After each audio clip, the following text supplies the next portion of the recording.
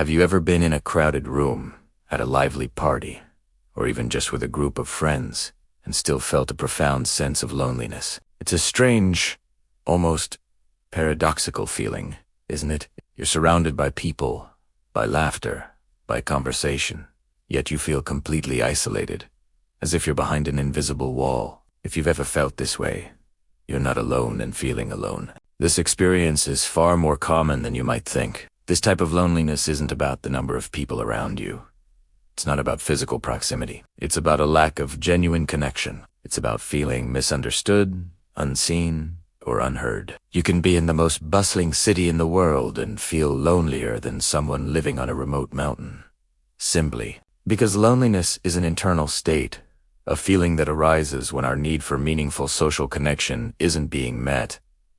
So, why does this happen? A big reason is the gap between our inner world and what we show to others. We all have a public self and a private self. Your public self is the version you present at work, at social gatherings, or even on social media. It's often polished, cheerful, and agreeable. But your private self, your true self, holds your real thoughts, your vulnerabilities, your quirky interests, and your deepest emotions. When we feel like we can't show our true self to the people around us, a disconnect happens. We might be physically present, but the core of who we are remains hidden. The conversation might flow, but it stays on the surface, never touching what truly matters to us. It's like everyone is interacting with a representative, a carefully crafted avatar, but not the real you. This performance, while sometimes necessary, can be incredibly isolating over time. You start to feel like an actor on a stage, and when the curtain falls, you're left with the silence of not being truly known.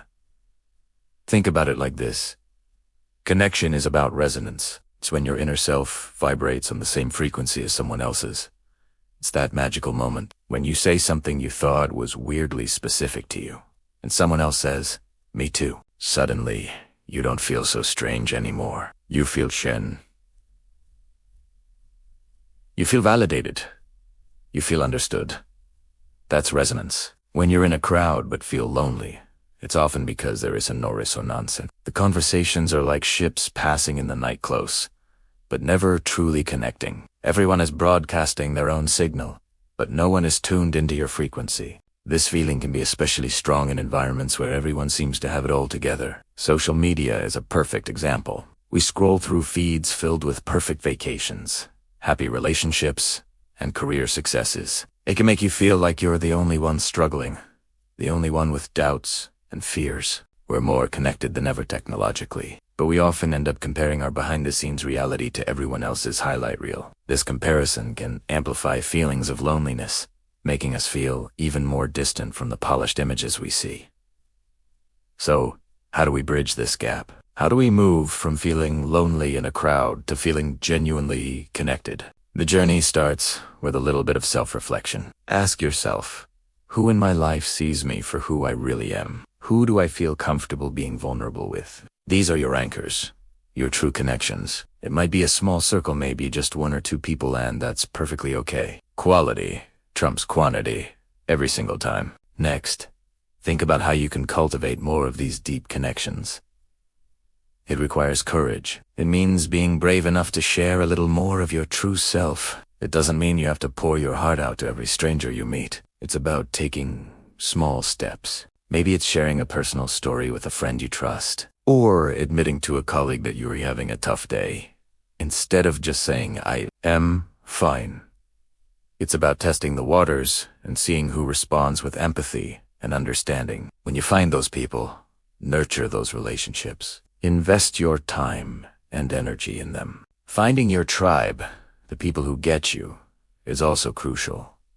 This might mean looking beyond your current social circle. Join a club, a class, or a community group centered around something you're passionate about. Whether it's a book club, a hiking group, a coding boot, or a volunteer organization.